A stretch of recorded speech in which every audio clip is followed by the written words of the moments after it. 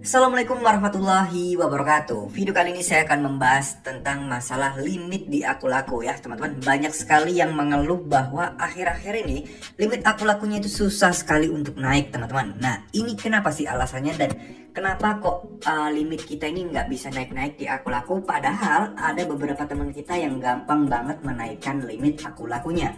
Nah di sini akan saya bahas secara singkat aja ya teman-teman. Pada dasarnya semua limit yang berhubungan dengan pay letter, kartu kredit itu unsurnya sama-sama aja. Parameter yang membuat kenaikan limit sebenarnya sama aja.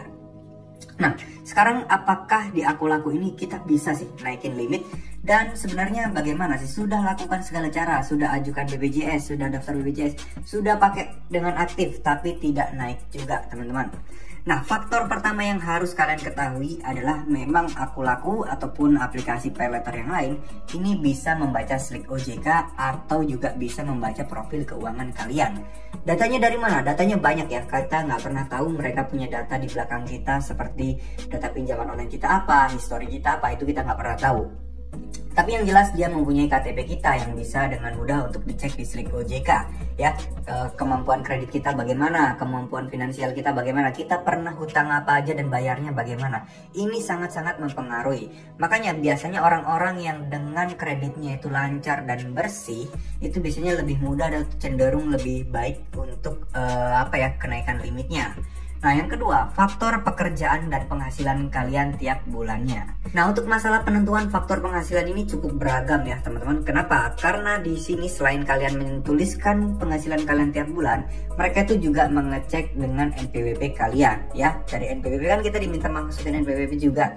Dari NPWP itu bener nggak sih penghasilan yang kalian dapatkan itu rata-ratanya kisarannya sama seperti yang kalian inputkan. Nah itu bisa dicek ya teman-teman dari pajak yang kalian bayarkan setiap tahunnya, pendapatan bersih dan penghasilan yang kalian tulis di sini.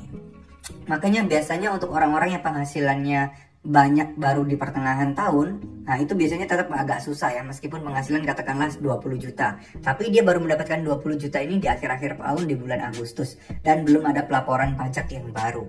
Nah ini juga bisa menjadi penghalang teman-teman. Nah tapi ini juga nggak bertahan lama, tapi nanti ketika ada update lagi dia bakal bisa untuk mengajukan kenaikan limit. Kemungkinan besar bisa setujui untuk kenaikan limitnya. Selanjutnya adalah faktor keaktifan. Ya memang benar kalian lebih aktif, tapi keaktifan kalian ini tidak sesuai atau tidak sesuai harapan yang diharapkan oleh analis dari akun lakunya. Jadi untuk kenaikan limit itu pasti ada divisi khusus untuk analisa ya teman-teman, siapa yang bisa atau berhak dinaikkan limitnya dan siapa yang enggak. Jadi mereka itu seringkali mengawasi user-user atau pengguna-pengguna dengan keaktifan yang lumayan. Nah itu mereka biasanya disendirikan dan ada manajemen khusus sendiri untuk mengawasi atau memilih orang-orang seperti itu. Nah ini biasanya mereka akan memberikan beberapa kespesialan lain terkait mulai dari pengajuan pinjaman, kemudahan kenaikan limit dan lain sebagainya. Nah kemudian yang terakhir ini masalahnya cukup kompleks ya teman-teman, yaitu lokasi kalian, lokasi tempat tinggal kalian. Ini juga secara nggak langsung sangat mempengaruhi. Jadi akun laku ini pasti punya roadmap ya. Jadi akun laku ini pasti punya mapping yang menggambarkan bahwa lokasi-lokasi tertentu ini mempunyai kecenderungan untuk galbay. Nah kenapa hal ini terjadi? Karena ya mungkin dari lokasi itu mereka mengelompokkan bagaimana kondisi dan profil ekonomi keluarga yang ada di daerah tersebut teman-teman. Jadi misal kalian berada di daerah elit, terus kemudian kalian juga nggak pernah telat bayar, histori kalian mungkin ya jarang-jarang ngutang, itu pun bakal bisa mendapatkan limit yang besar ya. Ini juga pengaruh banget tentang beberapa data-data kalian, dan jadi mereka itu pasti mengantongi data kalian. Itu terlepas mereka dapat dari mana, kita juga nggak pernah tahu ya. Kita tahu sendiri akun laku berbadan hukum, kita sudah tahu dari sendiri akun laku ini salah satu yang terbesar saat ini di Indonesia teman-teman. Nah jadi kalian coba itu dulu ya, kalian jangan mikir wah ini kenapa ya sudah aktif kok tapi nggak ada naik-naik limitnya, apa yang salah. Nah banyak hal dan banyak faktor yang mempengaruhi hal tersebut teman-teman. Jadi jika kalian susah sekali untuk mendapatkan limit di akun laku, ya mungkin kalian memang tidak cocok menggunakan aplikasi akun laku. Sama halnya dengan kartu kredit teman-teman. Dulu saya kartu kredit itu ada kalau nggak salah namanya Bank Mega ya. Saya sulit banget mendapatkan limit yang tinggi di situ. Tapi entah kenapa begitu saya mendapatkan kartu kredit Mandiri, lalu mendapatkan kartu kredit BCA, itu semua bank itu rata-rata menawarkan limit yang tinggi kepada saya. Contohnya saya di Bank BNI itu mempunyai 2 kartu kredit yang masing-masing itu memiliki memiliki limit 20 juta. Jadi total ada 40 juta ya untuk Bank Mandiri BNI saja teman-teman. Jadi memang kadang ada beberapa bank atau beberapa instansi seperti ini itu kadang memang agak sulit buat kita. Kita juga nggak tahu ya kita punya tanggungan apa sebenarnya di situ yang nggak kita sadari sebelumnya. Dan memang sulit untuk berkembang di situ teman-teman. Nah, apalagi kondisi saat ini banyak sekali yang gagal bayar di Akulaku, banyak sekali yang gagal bayar juga di pinjaman KTA Akulaku, dana cicil dan lain sebagainya. Ini tentunya akan mengganggu perekonomian mereka.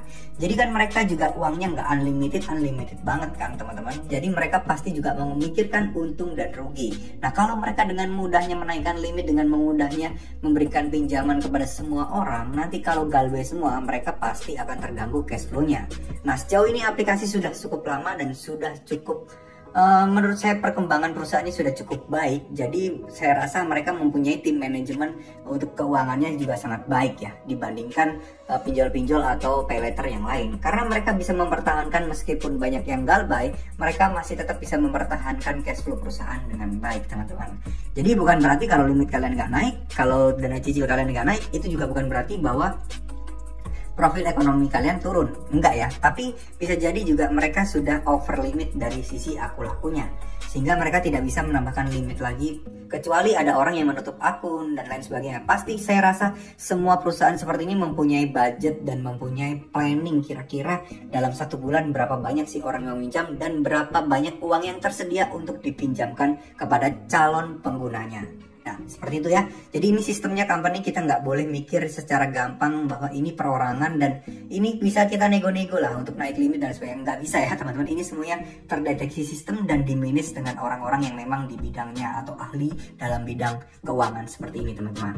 Oke, segitu dulu video kali ini. Terima kasih. Wassalamualaikum warahmatullahi wabarakatuh.